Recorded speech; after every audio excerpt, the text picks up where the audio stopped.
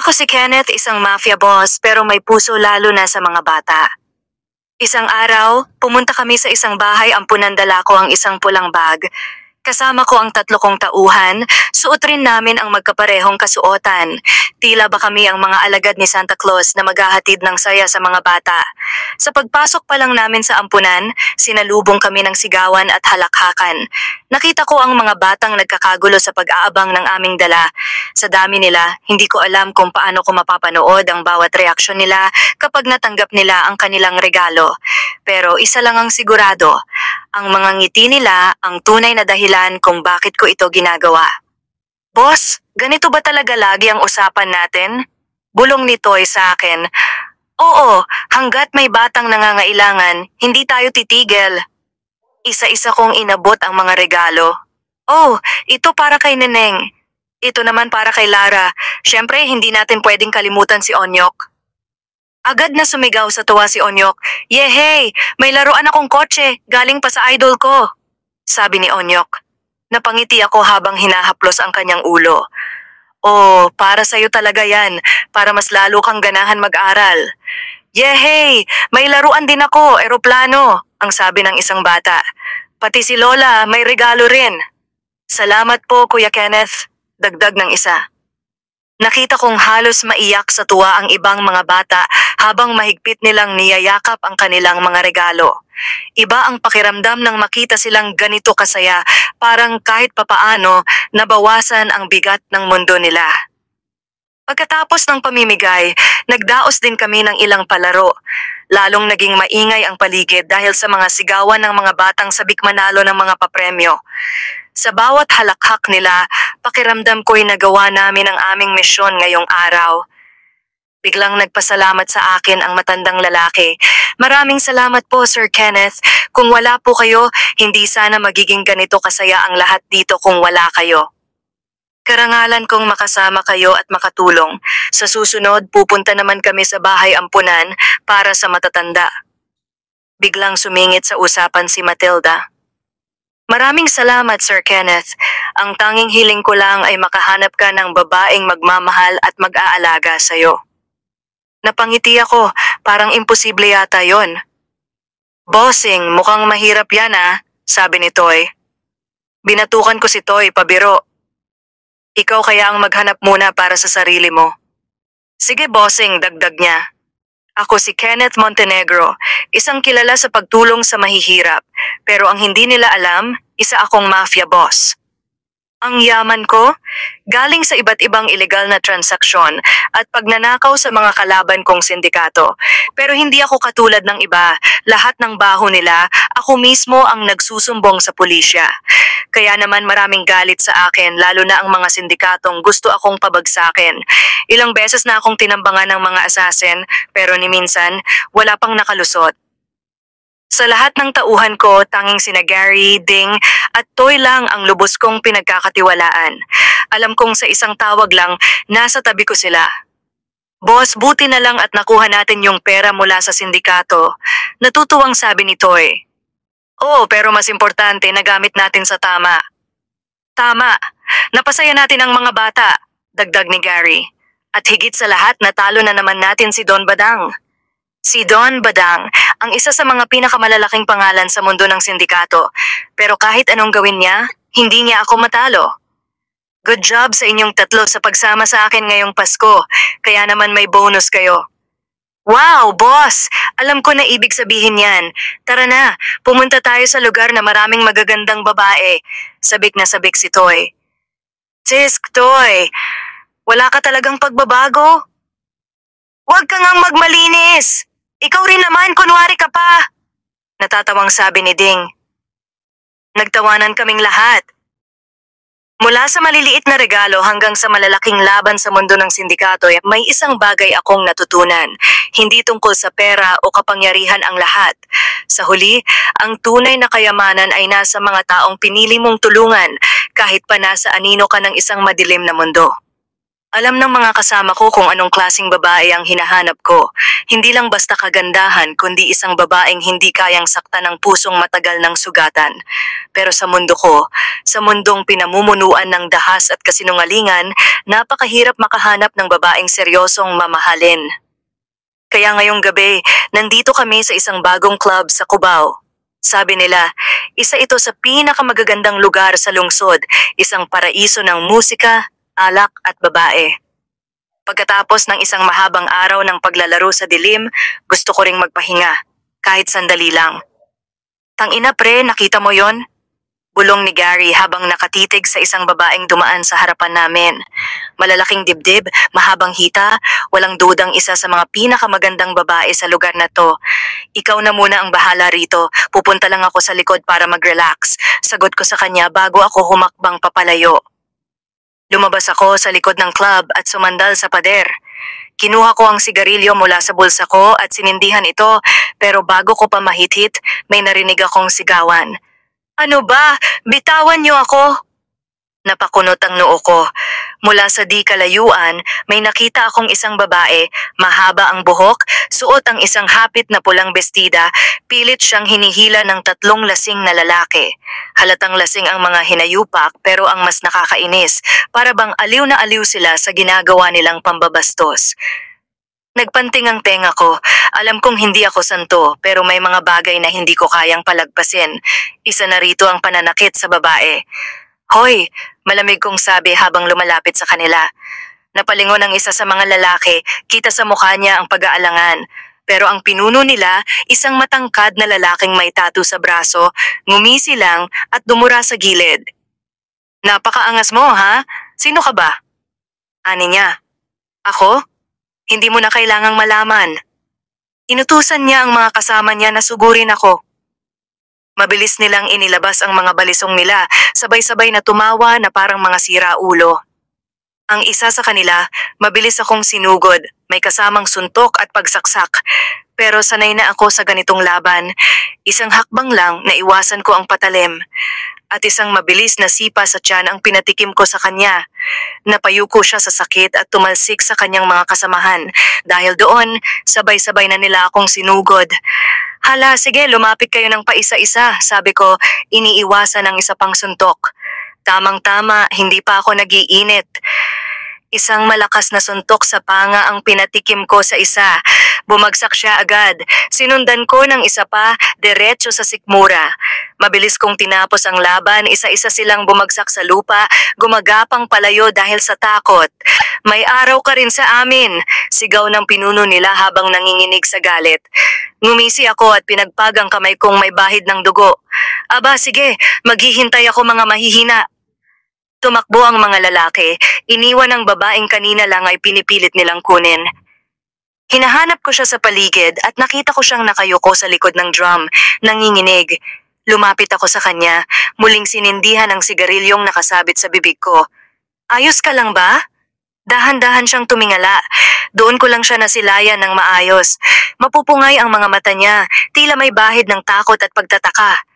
Pero ang hindi ko inasahan, ang una niyang sinabi sa akin, hindi mo dapat ginawa yon. Napakunot ang noo ko. Bakit? Muli siyang tumingin sa akin pero ngayon hindi lang takot ang nakita ko sa mga mata niya. May lihim, may misteryo, at may isang bagay na hindi ko pa maintindihan pero alam kong babaguhin nito ang buhay ko. Napatingala siya sa akin, kita sa mukha niya ang kunot ng noo, halatang may galit. Bago pa ako makapagsalita, isang malakas na palad ang dumapo sa pisngi ko. Napalakas ang sampal. Hindi lang basta masakit, ramdam kong halos mabasag ang panga ko. Put! Hindi ko na natapos ang mura dahil bigla na lang siyang tumakbo palayo. Napailing ako habang pilit inaalis ang panandaliang hilo. Grabe, mas malakas pa siyang sumampal kaysa sa suntok ng kalaban ko kanina. Walang paalam, walang kahit anong paliwanag. Ginawa ko lang naman ang tama pero ako pa ang napuruhan. Sampalin ako, tinulungan ko na nga siya. Inis kong bulong sa sarili. Imbes na hayaan ko na lang siyang mawala sa dilim, mabilis ko siyang sinundan. Wala akong balak maningil ng pasasalamat, pero gusto ko lang tiyakin na hindi na siya muling masasalubong ng mga bastos na lalaki. Nang makita kong huminto siya at nakayuko, nakatukod ang mga kamay sa kanyang tuhod, hindi ko napigilang magsalita. Ano, pagod ka na? Ang bilis mong tumakbo, wala ka na bang ibang tatakbuhan? Ako pa tuloy ang hinihingal. Hingal kong sabi habang papalapit. Pero bago pa ako makalapit ng husto, bigla siyang lumingon, halatang kinakabahan. Sino ka? Bakit mo ako sinusundan? Tanong niya, tila naghahanda sa kung anong maaaring mangyari.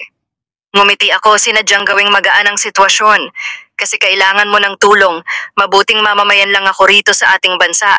Sagot ko ng walang kaabog-abog. Napakunot ang noo niya. Hindi ako taga rito. Pasensya na, akala ko masamang tao ka na gustong samantalahin ako.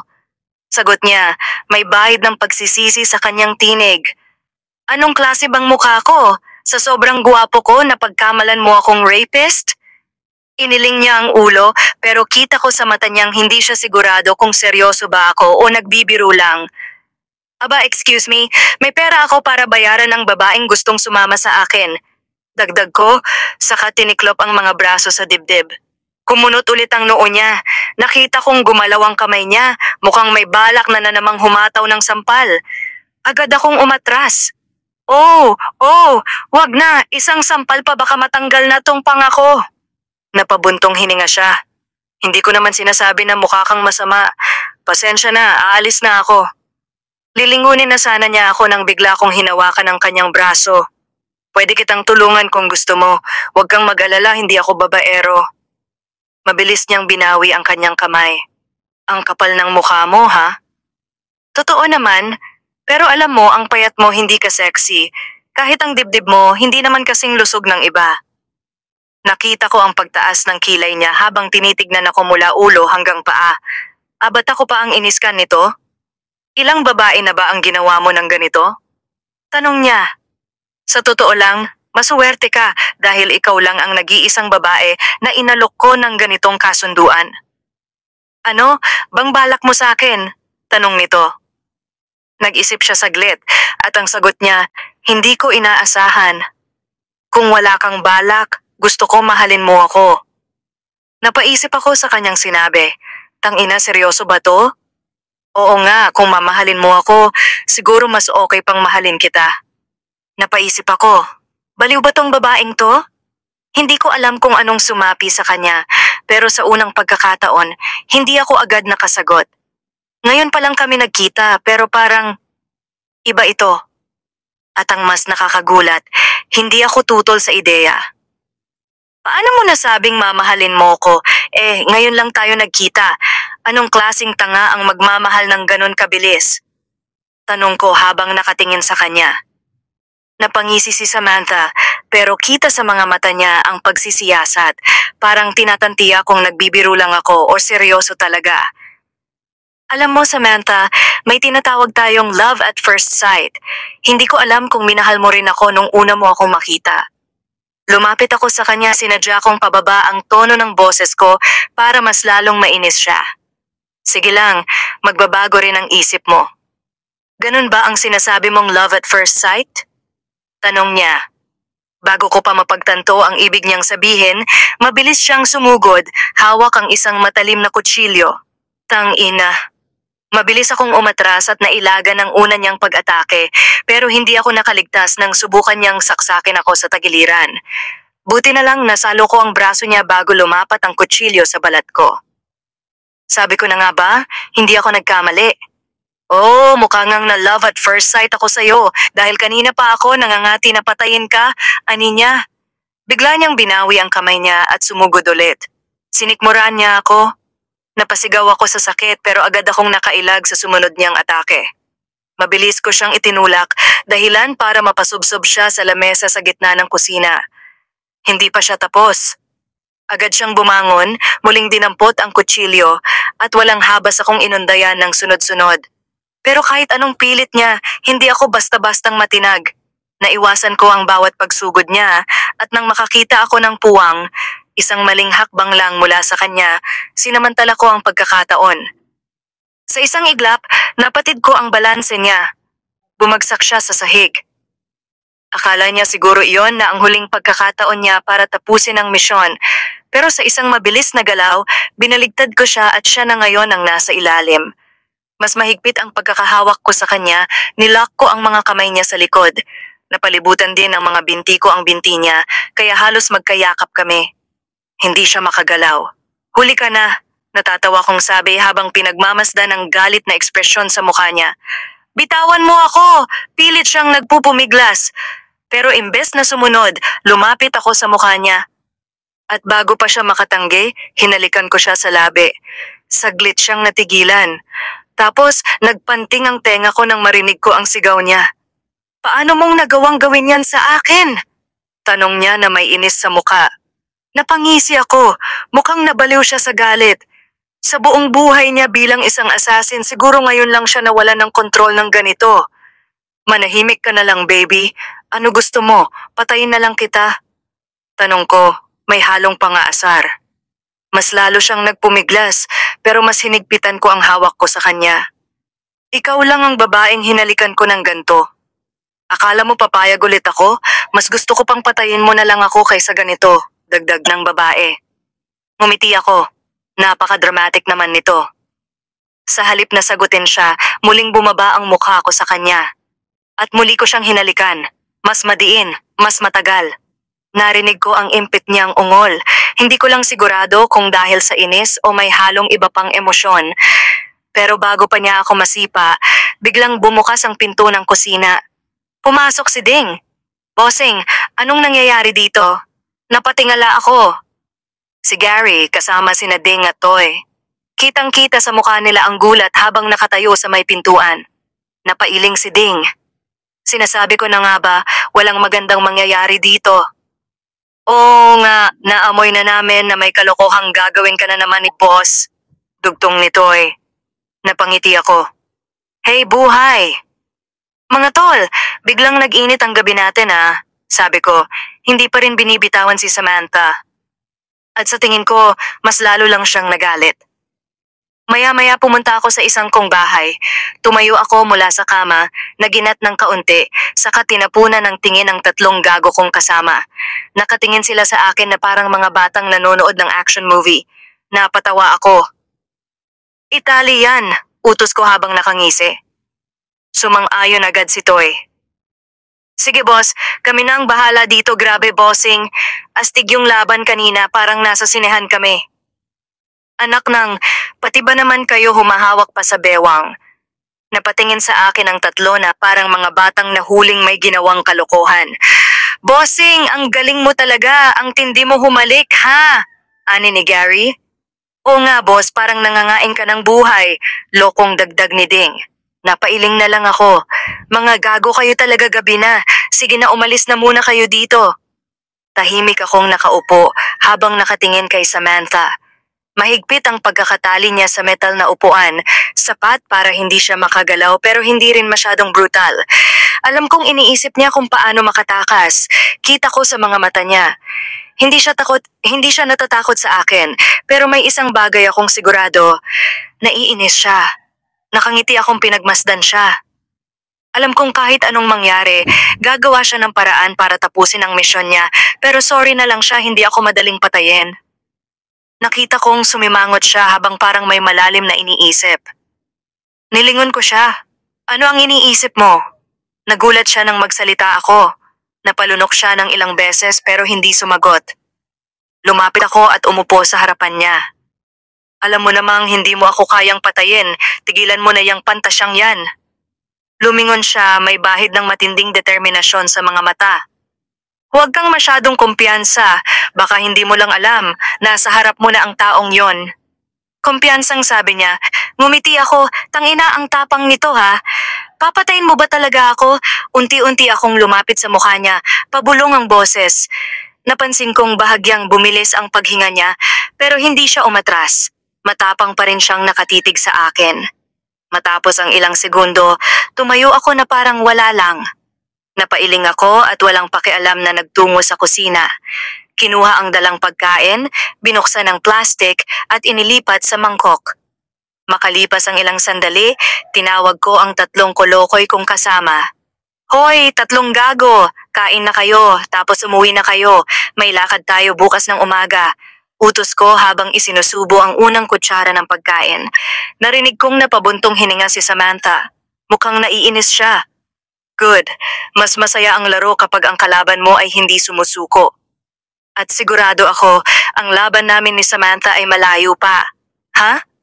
Uwi na kami, boss? Tanong ni Toy. Napatanong rin si Gary. Sigurado ka ba, boss? Baka mamaya pagising namin, nakatakas na yung babae at bigla ka na lang sakalin. Dagdag ni Ding. Napailing ako, mga gago talaga tong mga to. Tigil-tigilan nyo yan, ako na ang bahala sa kanya. Sagot ko sa kasinulyapan si Samantha. Nagulat ako nang makita ang nakakalokong ngiti niya at mas lalo pa akong nainis nang bigla siyang kumindat. Ang kapal ng mukha nito. Pero hindi ko rin mapigilang mapangiti. Matapang siya, gusto ko yan. Makalipas ang ilang saglit, lumapit ako kay Samantha. May dala akong isang plato ng pagkain. Nakatali pa rin siya. Siyempre, hindi ako tanga para pakawalan siya agad. Kinuha ko ang kutsara, sumandok ng pagkain at inilapit sa bibig niya. Oh, kumain ka na, sabi ko. Walang bakas ng biro sa boses ko. Nakita kong kumunot ang noo niya. Kenneth, ano to? Susubuan mo ba ako? Tanong ni Samantha.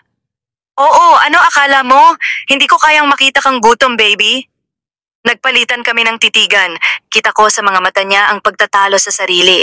Parang gusto niyang tanggihan pero alam niyang wala siyang ibang pagpipilian. Sige na, kumain ka na. Huwag kang mag-alala, hindi ka pipilitin ni Bossing. Sagot ni Ding. Naku boss, yari ka dyan kung isang babaeng asasin lang ang magpapaluhod sa'yo. Nagbibirong sabi ni Toy. Mabilis akong tumingin sa kanila. Hoy, tumigil na kayo kung ayaw niyong mapagbuntunan ko kayo ng galit. Napatahimik ang tatlo. Binalingan ko ulit si Samantha. Kita kong sinulyapan niya ako pati ang tatlo kong kasama bago dahan-dahang binuksan ang kanyang bibig. Hindi ko alam kung bakit pero may kung anong pumasok sa isip ko nang tingnan ko siya habang isinusubo ko sa kanya ang pagkain. Napakabilis niyang gumalaw kanina. Malakas siya. Sanay sa laban. Pero ngayon, mukhang masunurin. Ano kaya talaga ang iniisip ng babaeng to? Kinabukasan, maaga akong nagising pero agad akong nanatili sa pagkakahiga. Narinig ko ang mahinang hingal ni Samantha at nang dumilat ako ng bahagya, nakita kong nakaupo siya sa gilid ng kama, nakatitig sa kanyang mga kamay. Malaya na siya, pinakawalan ko siya, napangisi ako, aba nagtataka pa siya, napabulong si Samantha. Ano? Kaya ang plano nito, bakit niya kaya ako kinalagan? Tumingin siya sa akin, siguro iniisip kung talagang tulog pa ako o nagkukunwari lang. Pero nagtutulog-tulugan lang ako sa oras na yon.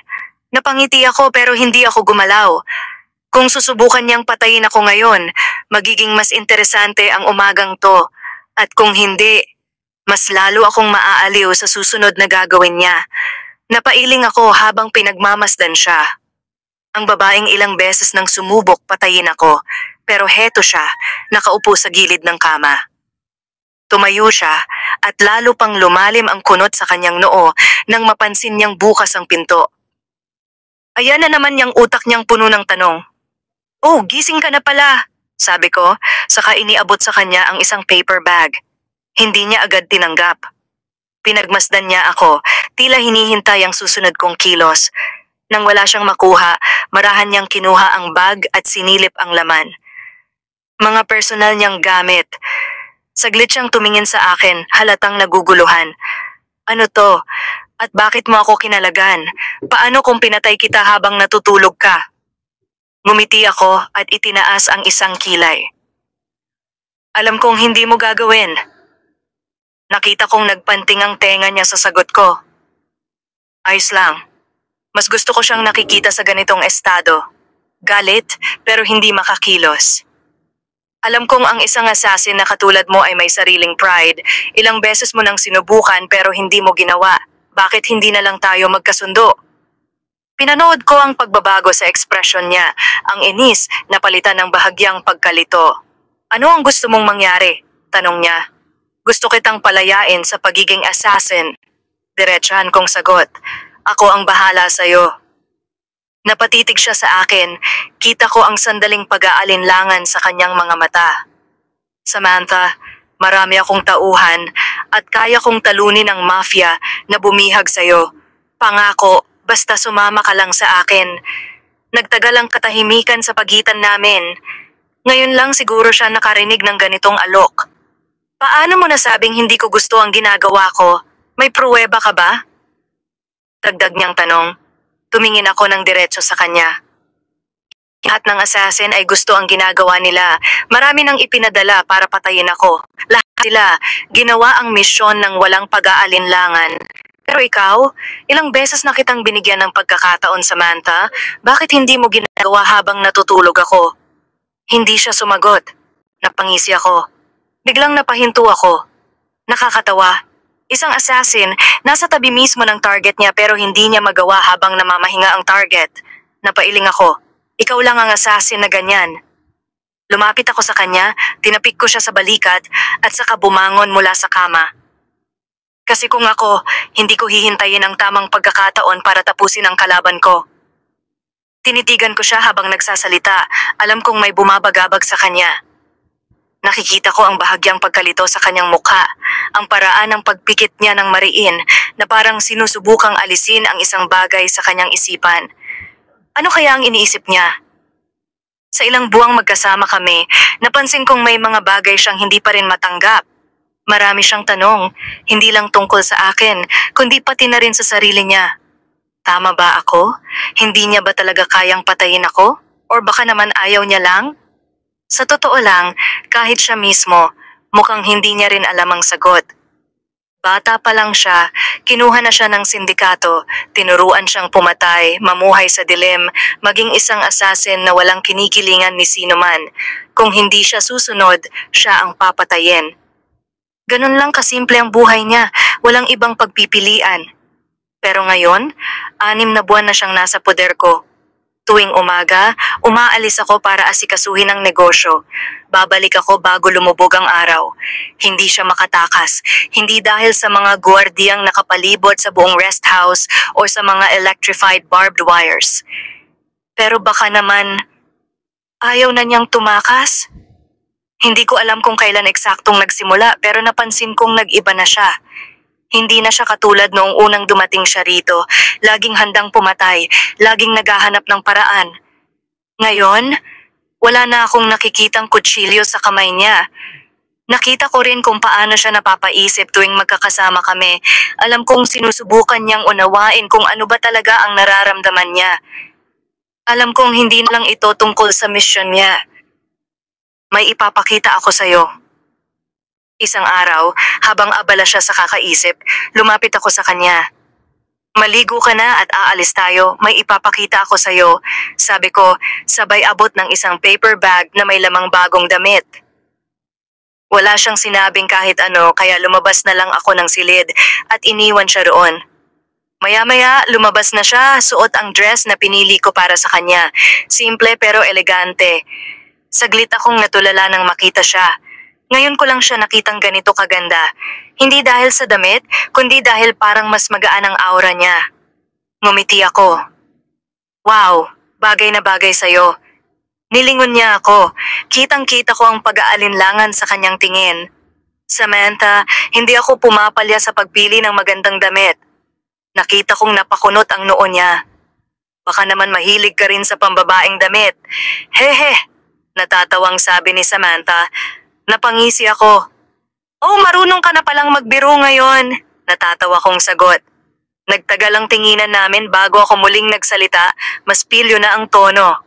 Ano, bago tayo umalis, baka gusto mong gawin muna natin to? Tumaas ang kilay niya, saka umiling. Napailing na lang din ako habang pinapanood siyang lumabas ng silid nang hindi ako nililingon. Ngumiti ako. Mukhang may nararamdaman na rin talaga siya. Nakita ko si Samantha na parang hindi komportable sa mga mata ng ibang tao habang naglalakad kami papasok sa bahay. Alam ko na kung anong naiisip niya. Ang pagkakaroon ng mamahaling sasakyan, ang hitsura namin, parang kami mga hayop sa zoo na pinagmamasdan. Hindi ko siya masisi, lalo na't malayo siya sa mundong kinalakhan niya. Pagdating namin, agad kaming sinalubong ng matandang babae. Sir Kenneth! Kumusta ka na? Ang tagal mong hindi bumisita, natutuwang sabi ni Matilda. Ayos lang po ako, Aling Matilda.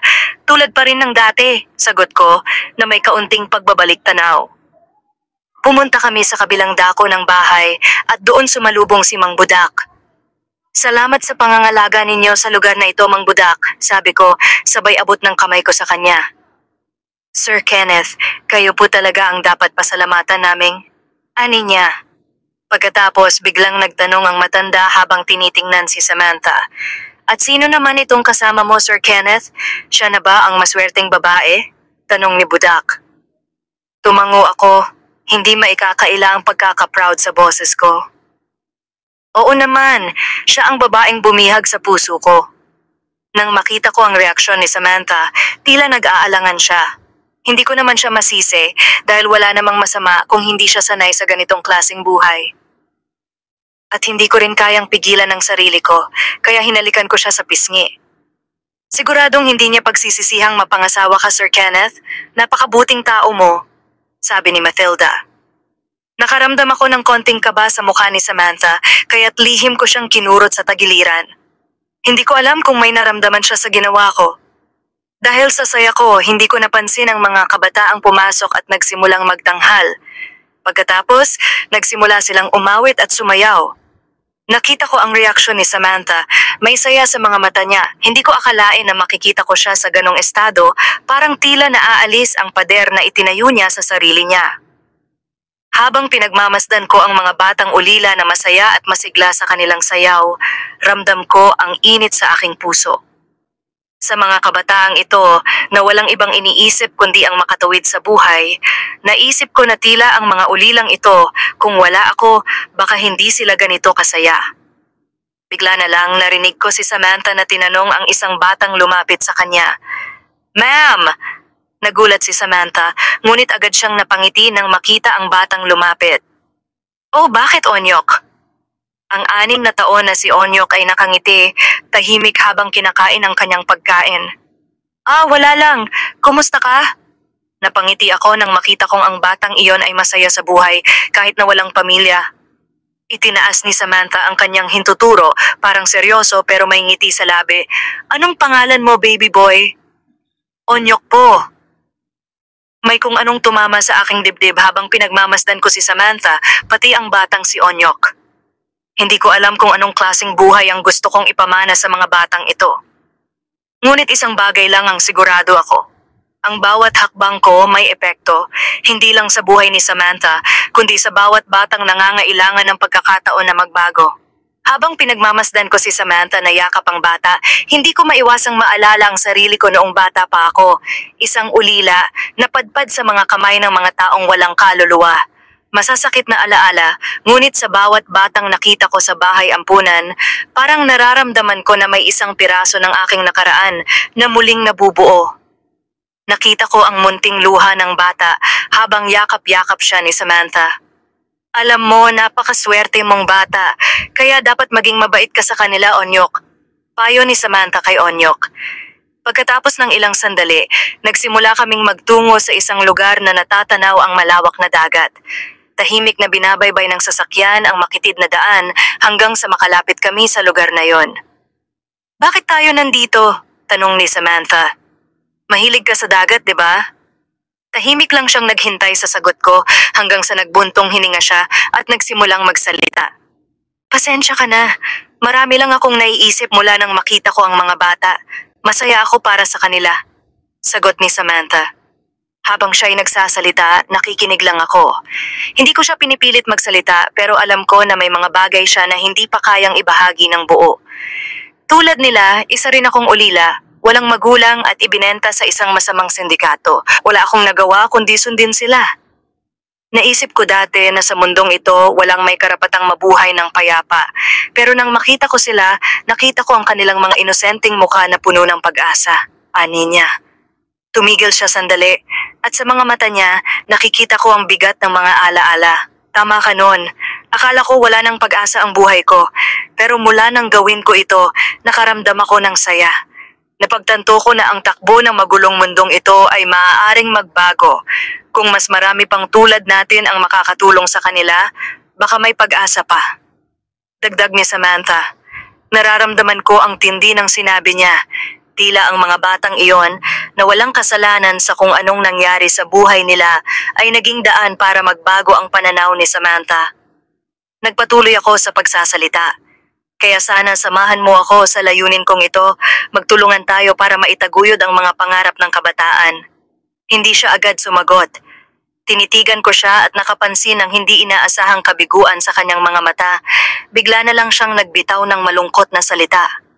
May pangarap ako. Kung susuwertihin ako at makakatakas sa kanila. Ani niya. Ano yon? Tanong ko. Gusto kong maglakbay. Gusto kong libutin ang iba't ibang lugar at humanap ng iba pang matutulungan. Sana iyon ang pangarap ko, pero alam kong malabo itong matupad. Sagot niya. Napalunok ako. Hindi ko alam kung anong sasabihin ko, pero alam ko na nararamdaman ko ang sakit at pangarap niya. Hindi ko na ito pinatagal at nagsalita ako. Alam mo, isang araw matutupad mo yan. Hindi natin alam ang hinaharap. Habang ako'y nakamasid sa malayo, naramdaman ko na tila ako na ang magiging dahilan ng pagkakaroon ng mas magaan na buhay para kay Samantha. Gusto ko siyang tulungan matupad ang pangarap niya. Ngunit sa biglang pagkakataon, nagkaroon ng ingay. Sunod-sunod na putok ng baril.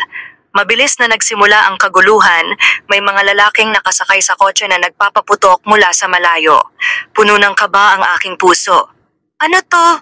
Tanong ko. Sabay sigaw kay Samantha, magtago tayo. Agad kaming nagtakbuhan at nagkubli sa likod ng sasakyan. Anong nangyayari? Tanong ni Samantha. Mga kalaban ko, sagot ko, nakatingin sa mga papalapit na sasakyan. Wala tayong oras, kailangan nating magtago. Habang nagmamadali kaming tumakas, naramdaman ko ang bigat ng mga desisyon na ginawa ko sa buhay ko.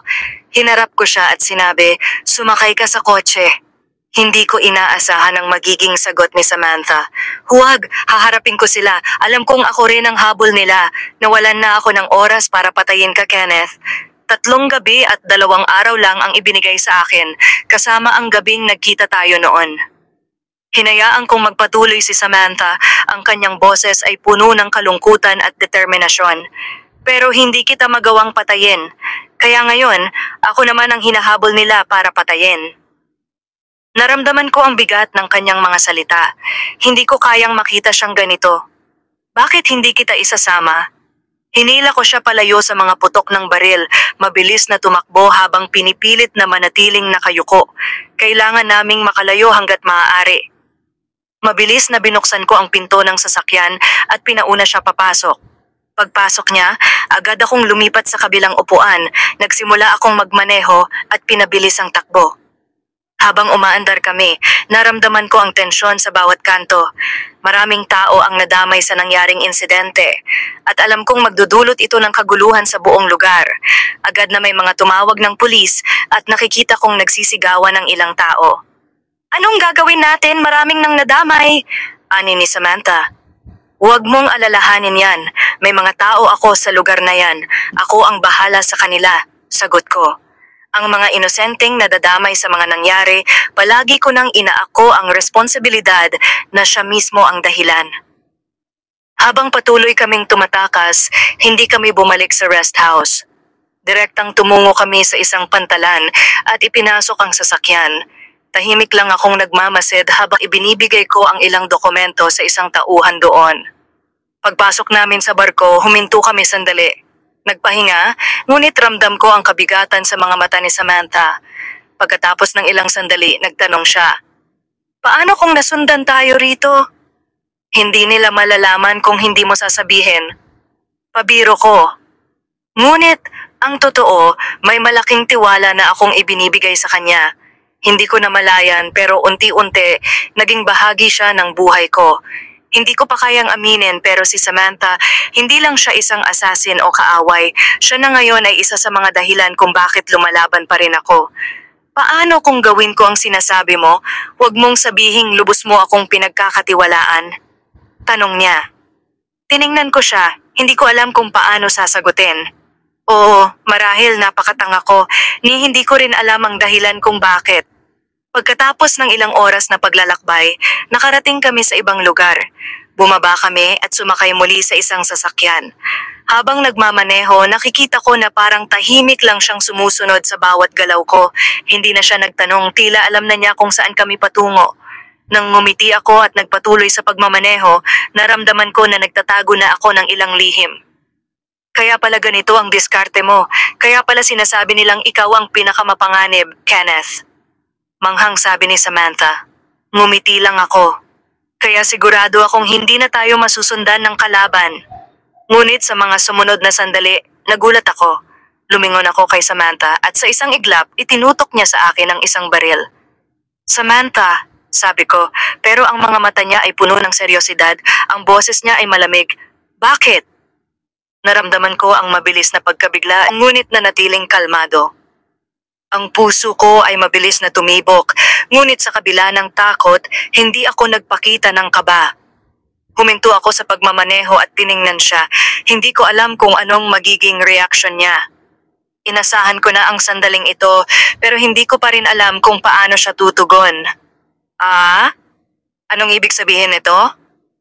Tanong ko, tinitigan siya habang hindi ako nagmamadaling kumilos. Assassin ka talaga, Samantha. Sagot ko, medyo may kabuntot na pagnanasa sa aking boses.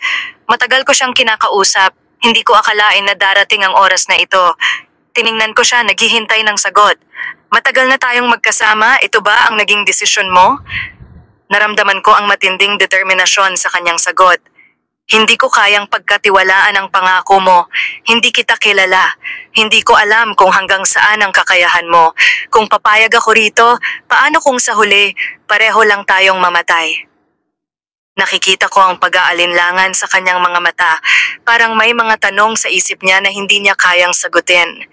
Habang ako'y nagmamadaling mag-isip, bigla kong napansin ang isang bagay. May mga sasakyang sumusunod sa amin. Tinuro ko ang labas ng sasakyan at sabay na napansin ng niya ang mga lalaking may mahahabang baril. O ano? Magtitiwala ka ba sa kakayahan ko bilang mafia boss? Tanong ko, isang ngiti ang sumilay sa labi ko habang tinitingnan ng mga kalaban na sumusunod sa amin. Alam ko na kahit gaano ko kaingat na kumilos, kung may gagawin akong mali, ako ang unang babagsak. Ngunit bago ko pa man pataubin, narinig ko na matigas na boses ni Samantha. Bago pa mangyari yon, uunahan na kitang patayin. Tumawa ako. Gaano ka kasigurado na may bala ang hawak mong baril? Tanong ko habang ngumingisi. Nakakunot ang noo niya at tila nag-aalala. Subukan mong tingnan, sa loob lamang ng ilang segundo, naalis ko na ang bala sa kamay mo bago mo pa man namalayan. Natawa ako ng malakas, nakita ko ang pagkagulat sa kanyang mga mata, hindi niya inaasahan ang aking kumpiyansa. Alam mo, Samantha, isa kang assassin, isang taong pumapatay base sa utos ng iba, samantalang ako isang mafia boss, at ang pagsisinungaling ay bahagi na ng buhay ko. Yan ang tandaan mo. Agad kong hinablot ang baril mula sa kanyang kamay at ipinakita kung paano ko mabilis na inalis ang bala mula rito. Halos hindi siya makapaniwala at ang mga labi niyang makapal ay nagsalita. Loko ka, isa kang sinungaling. Ngunit alam ko kung gaano ko na siya kayang pakisamahan. Hindi ko na kayang bahuhin pa ang mga salitang binitiwan ko. Sa mundo kong ito, wala nang ibang mas mahalaga kundi ang matiyak ang aking kaligtasan. Muling pinaandar ko ang sasakyan at hindi ko na pinansin ang katahimikan sa loob. Si Samantha, tahimik na nakatingin sa labas ng bintana, marahil nag-iisip ng mga hakbang na gagawin. Nakita ko na may kasunod kaming mga sasakyan at puno ng mga armadong tauhan. Ang mga mata ko ay laging alerto, sabay ang mata ko sa mga galaw ng mga sasakyan sa paligid. Nang makarating kami sa bagong rest house, naramdaman kong nag-iba ang aura sa paligid. Dito walang makakalapit nang hindi kami makakakita. Dito ko naisip na hindi lang ako isang mafia boss, kundi may sistemang itinayo para sa aking seguridad. Sa dami ng tauhan ko at ganitong klaseng hideout, sigurado akong wala nang makakalapit sa amin. Napansin ko agad ang reaksyon ni Samantha nang makita ang bagong lugar. Malaki ito at puno ng mga tauhan, walang sino man ang makakalabas o makakapasok nang hindi kami namamalayan. Oo, Samantha, nakita mo na ba kung gaano kalawak ang kakayahan ko? Tanong ko, medyo may pagyayabang sabay kindat na tila hindi ko kayang itago ang aking kasiyahan. Pero hindi ko inasahan na maghihintay pa siya ng sagot. Ito lang ba? Hindi pa ako nasisiyahan? Ganito lang ang best hideout mo? Napakaliit. Kaya kong makatakas mula rito. Bahagya akong ngumisi. Alam ko na marahil may plano siya at marahil natutunan na niya rin ang pagiging matalino at maingat sa mga desisyon mula sa mga galaw ko. Pero nagpatuloy ako sa pagganap ng aking papel. Kailangan niyang makita ang ibang bahagi ng mundo ko, ang bahagi kung saan ako ang may control. Habang nagpunta siya sa kanyang silid upang maghanda, napansin ko ang isang bagay. Tila hindi siya komportable sa lahat ng nangyayari. Nararamdaman ko ang kanyang kabalisahan, ngunit hindi ko pa alam kung paano siya haharapin. Nagdesisyon siyang maligo at ako'y nagpasiya ring maghintay. Nagpatuloy siya sa pag-iisip at pagpaplano, kaya nang marinig ko ang matinding katok mula sa labas ng banyo, alam kong may nangyayari sa kanya. "Hoy baby, baka naman nagpapakamatay ka na dyan?" Tinig ko mula sa labas. Alam ko medyo biro lang ito pero kinakabahan ako. Mula sa pagiging marahas, naging banayad ang bawat galaw ko. At sa bawat sandali, ramdam ko na unti-unti niyang tinatanggap ang nangyayari. Hanggang sa gabing iyon, ang gabing nagsimula sa labanan ay nauwi sa simula ng pagmamahal. Lumipas ang isang buwan at nararamdaman ko na rin ang epekto ng gabing iyon. Mula sa galit at pag-aalinlangan, naging magkasundo kami sa mga susunod na araw. Naging magkapareho kami ng takbo ng nararamdaman. Hindi ko inaasahan ito pero nagawa niyang magbukas sa akin. Mahal ko na siya. Ngunit sa kabila ng pagmamahal, naroon pa rin ang takot. Takot na hindi ko siya kayang protektahan. Isang gabi, habang natutulog ako, nagising ako sa isang nakakakilabot na bangungot. "Samantha! Samantha!" Malakas na tawag ko sa kanya habang niyuyugyug siya. Nagising siya at humihingal, pawisan. Kitang-kita ko ang takot sa kanyang mga mata, parang may humahabol sa kanya sa kanyang panaginip. "Anong napanaginipan mo?" Tanong ko, habang hinihimas ang kanyang likod para pakalmahin siya. Hindi ko alam kung ano ang nangyari sa kanya, ngunit ang takot na naramdaman ko sa gabing iyon ay parang isang sumpa na hindi ko kayang iwasan. Malamya ang boses ko habang iniabot ang isang baso ng tubig kay Samantha. Alam ko na kailangan niya ng konting pagkalma, kaya't pinilit ko siyang maging mas magaan. Mabilis niyang kinuha ang baso at ininom ito ng mabilis. "Wala, nakakatakot lang, pero ayaw ko nang isipin pa," sagot niya. Hindi ko siya pinilit. "Huwag mo nang alalahanin yan," sabi ko, sabay yakap sa kanya. Naramdaman ko ang paghigpit ng pagkakayakap niya sa akin. Hindi na siya nagsalita, pero ramdam ko ang pag-aalala niya, ang mga tanong na bumabagabag sa kanya. "Paano kung sundan nila tayo? Paano kung patayin ka nila? Paano kung kunin nila ako at patayin din?" Tanong niya, nanginig ang tinig niya. Alam ko, hindi siya matatakot kung hindi niya ako mahal. Kaya't sa mga sandaling iyon, isang pangako ang sumik sa isipan ko. "Bukas, lilipat tayo sa bagong hideout. Hindi ko hahayaang kunin kanila sa akin. Naiintindihan mo?" Mahina, pero matatag ang tono ko habang hinahaplos ko ang kanyang mukha. Ang mga mata ko puno ng tiwala at pagnanais na maprotektahan siya. Mahigpit siyang tumango bago muling nagsalita. "Nagbago ang mundo ko nang makilala kita. Ipinakilala mo sa akin ang kagandahan at kahulugan ng buhay. Kung wala ka sa tabi ko, ano pa ang silbi ng mabuhay?" Hindi ko na nasabi pa ang mga salitang iyon, pero ramdam ko sa mga mata ko na parehong-pareho kami ng nararamdaman. Mabilis kong hinawakan ang pisngi niya at pinisil ito at ipinagdikit ang aming mga labi. Sa lahat ng mga babae, ikaw hindi ko inasahan, ngunit ikaw lang ang gumamot sa puso ko na laging sugatan. Iyon na lang ang sinabi ko dahil naging sentimental na nga kami.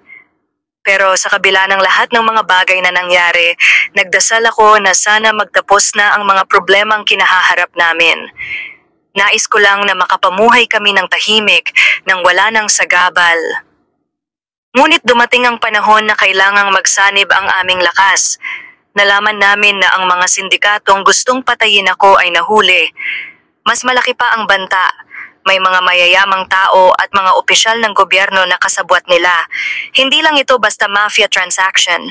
Kailangan ko ng tulong para pigilan ang pagpapadala ng makinaryang pangmilitar sa maling mga kamay.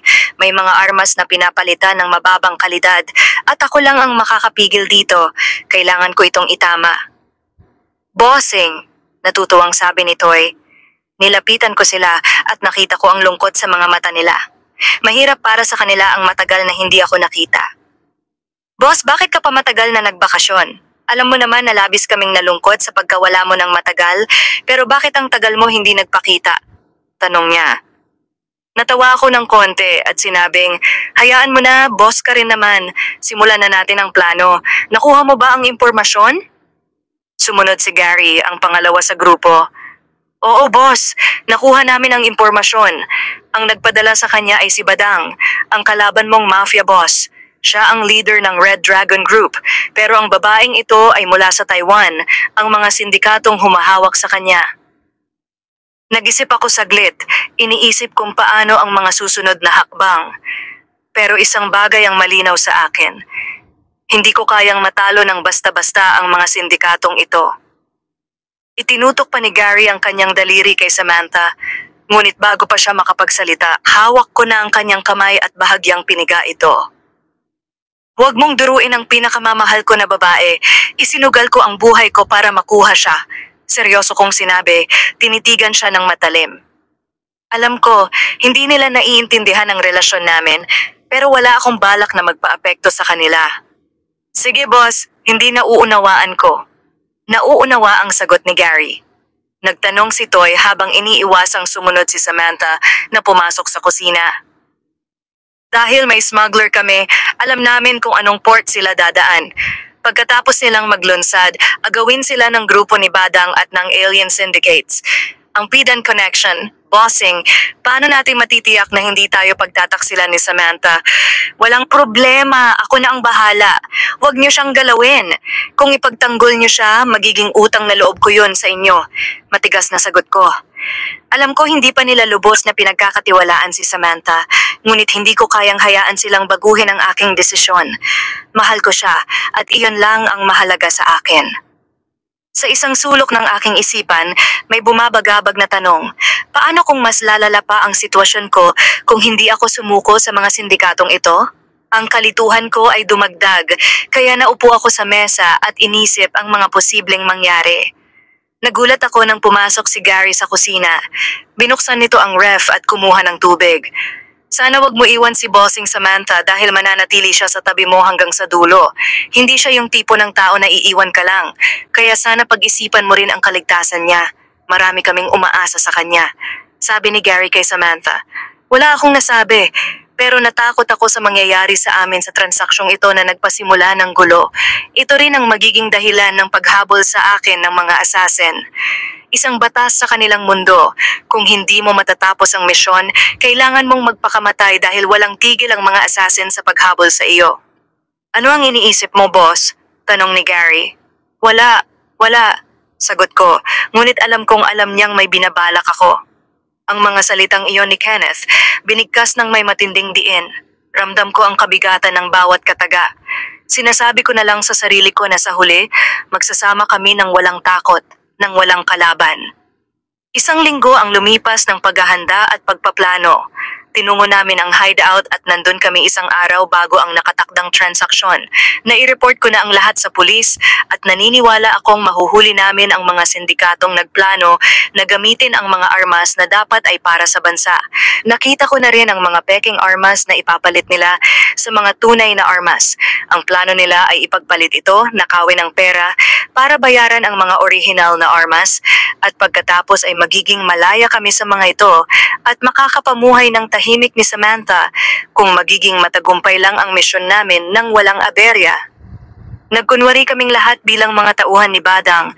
Hindi namin alam na nakapatay na kami ng ilan sa mga tauhan nito at pinalitan ng 5 iba. Hindi pumayag si Samantha na hindi sumama sa amin sa misyon na ito. Mahal niya ako at gusto niyang tiyakin ang kaligtasan ko. Hindi usap, ngunit sa bawat oras ay naririnig namin ang isa't isa gamit ang mga earpiece na suot namin. Dumating na ang kalabang mafia, kasama ang mga grupo at leader ng sindikatong kukuha ng mga armas. Sila rin ang mga humahabol sa amin. Nagsimula ng magpaputok ng baril si Samantha nang makita nila ang mga pulis na papalapit. Mabilis ang mga pangyayari at hindi kami nakagalaw agad. Ang biglaang pagdating ng mga pulis ay hindi kasama sa plano. Inis na inis ako dahil ang lahat ng ito ay hindi ayon sa plano ko. Agad kaming pumutok ng baril laban sa mga tauhan ni Badang. Target ko ang mga sindikatong gustong makuha ang mga armas. Sila ang mga humahabol kay Samantha at hindi ko sila papayagang makuha siya. Umalis na kayo, Gary. Sigaw ko habang nagpapalitan kami ng putok ng baril. Magulo ang sitwasyon at hindi ko alam kung anong mangyayari. Wala kaming ibang magagawa kundi tumakbo. Sa huli, ang tanging nais ko ay mahuli ang mga sindikatong ito at malaman kung anong nangyari sa transaksyon. Kenneth, ayos ka lang ba? Tanong ni Samantha na may pag-aalala. Bumaling ako at kumindat lang sa kanya. Si Toy at Ding ay hinila si Samantha, inilayo siya sa gulo. Alam ko na sa kabila ng lahat, tiwala ako sa mga kaibigan ko. Si Gary ang nauuna at ang tatlo ay sumusunod. Naiwan akong mag-isa, patuloy na nagpapalitan ng putok ng baril habang tinitiyak na ligtas ang mga tao ko. Nais ko lang makaligtas kami, kaya't nagdala ako ng granada at inihagis ito sa mga tauhan ni Badang. Hinagis ko ito at sumabog, maraming nasaktan sa mga tauhan ng sindikatong kalaban namin. Agad akong umalis at nakita ko na patuloy ang pagdating ng mga pulis. Sa wakas nahuli namin ang pinakamasamang mafia boss na nakilala ko kasama ang mga grupo mula sa ibang bansa, si Inspector Mori. Ako na ang bahala sa kanila, ani niya. Pero hindi ito kasali sa plano ko. Wala akong intensyon na mahuli ng mga pulis. Hindi ko ito papayagan.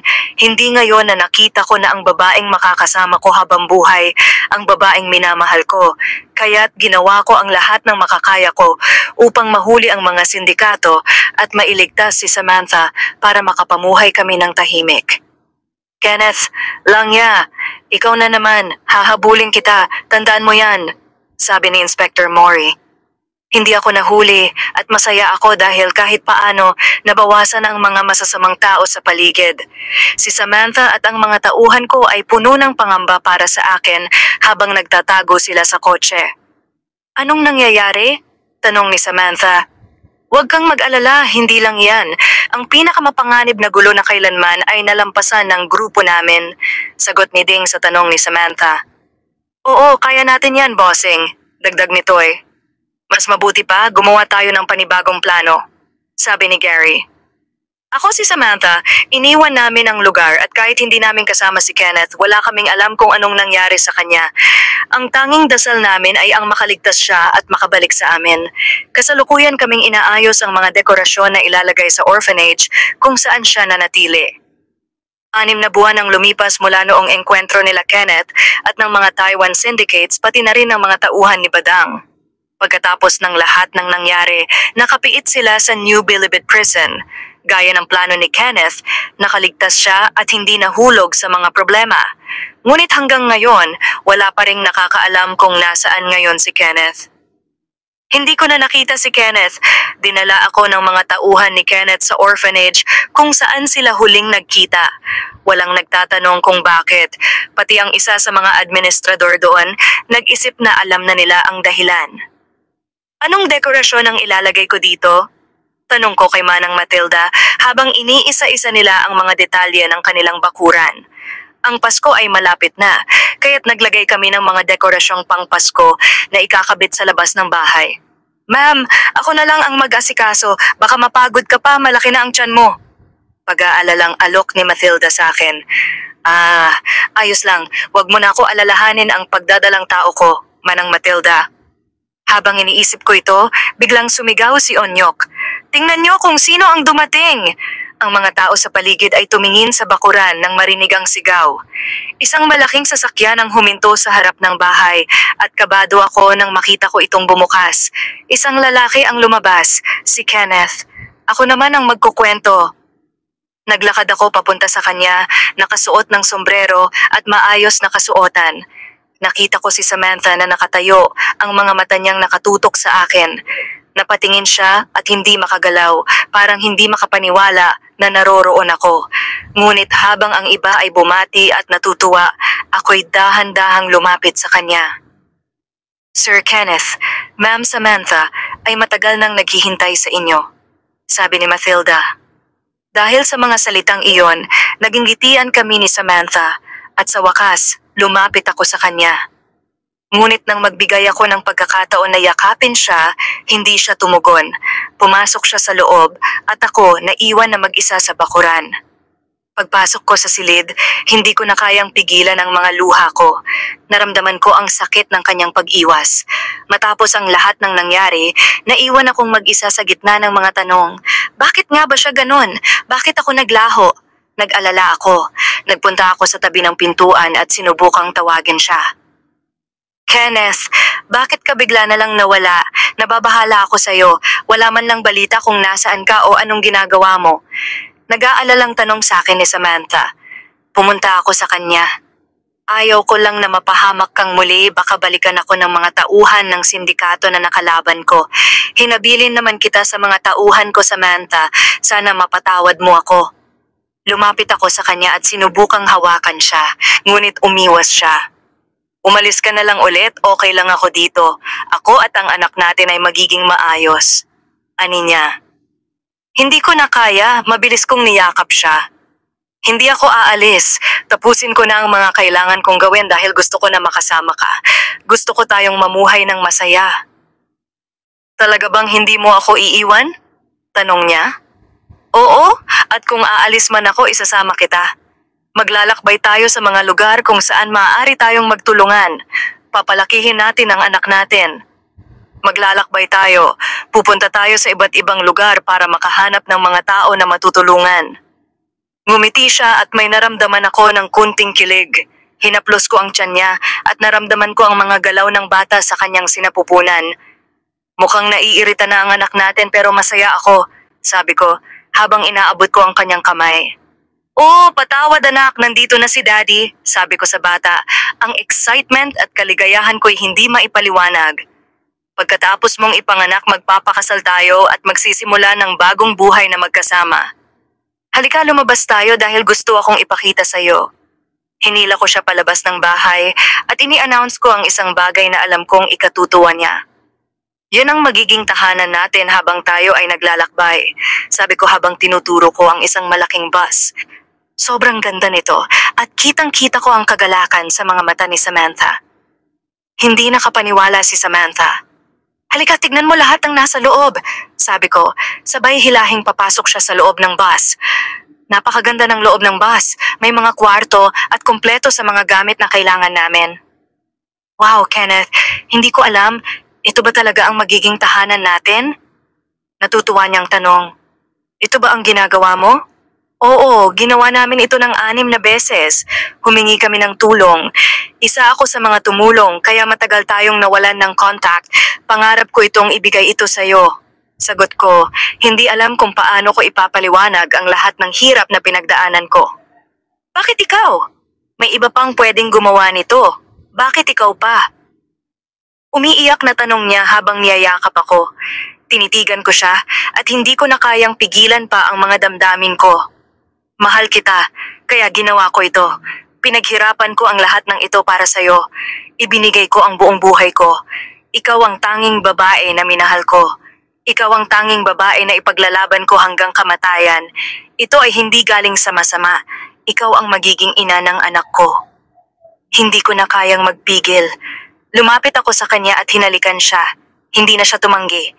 Tumugon ang kanyang mga labi at naramdaman ko na parang may buhay ang aming halik, isang halik na matagal na naming hinihintay.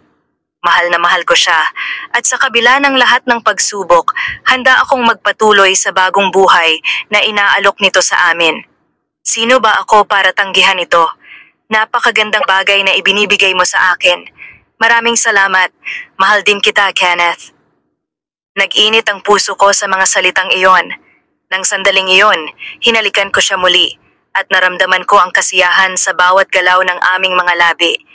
Hindi ko na kayang pigilan ang nararamdaman ko, ang pagmamahal ko sa kanya. Ang kwarto namin ay napuno ng pagmamahalan. Iyon na ang gabing magkasama kami at nang mga anak si Samantha, nagpakasal kami.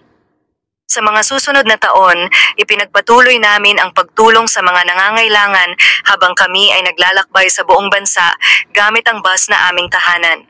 At sa bawat araw na lumilipas ang magulo kong mundo ay naging maayos at masaya kasama ang aking pamilya.